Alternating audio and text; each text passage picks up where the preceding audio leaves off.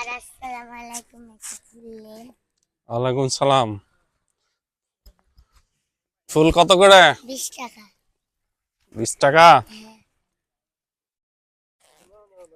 দাঁড়াও।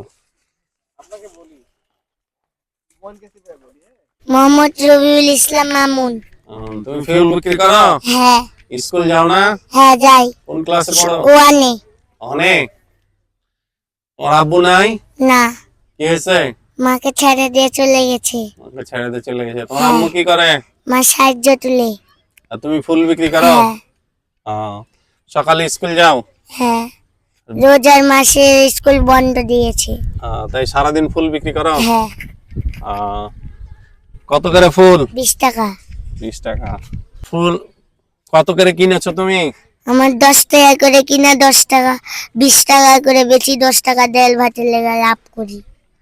দর্শক, এই বয়সে একজন বাচ্চা শিশু পড়াশোনা করার কথা এবং বাসায় থাকার কথা এবং খেলাধুলা করার কথা, কিন্তু সে এই বয়সে বাবা ছেড়ে চলে গেছে, ফুল বিক্রি করে। তুমি এমনি টাকা নাও না? ফুল ছাড়া টাকা নাও না? না। আমি তোমাকে যদি এমনি কিছু টাকা দিই, ফুল না নিই, না। নিবা না টাকা? না। সে এই দিক দিয়ে অনেক কি বলবো এটাকে, সাহসী একজন ছেলে। সে এমনি এমনি কখনো টাকা নেয় না, সে ফুল বিক্রি করেই টাকা নেয়।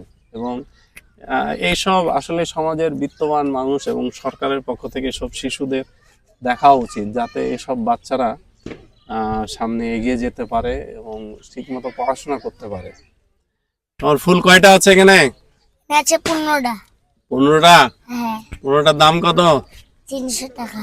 300 টাকা? তোমাকে এমনি 300 টাকা দেই? ফুল ফুল যদি না নেই, ফুল নিতেই হবে? ও এমনি টাকা নিবে না, ফুল ফুল নিতেই হবে। এই দিক দিয়ে সে অনেক সাহসী। হ্যাঁ, ঠিক আছে। তোমাকে আমি এমনি টাকা দিচ্ছি, তুমি এটা বিক্রি করো। না স্যার। এমনি নিবা না? স্যার প্লিজ স্যার, আমি এমনি টাকা নিতে পারবো না। এমনি টাকা নিবে না। সব ফুল সবটি নিব। তার কয় টাকা? 300 টাকা স্যার। 300 টাকা।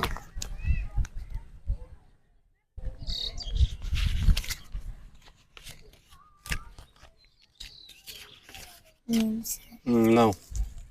ধন্যবাদ। সবটি আমরা তোর ফুল নিয়ে নিয়েছি। তুমি এখন বাসা চলে যে, হ্যাঁ, তোমার আম্মুকে বলো ঘুমাবা, পড়াশোনা করবা, ঠিক আছে? আজকে তোমার ব্যবসা শেষ। ওকে। নাও। ধন্যবাদ।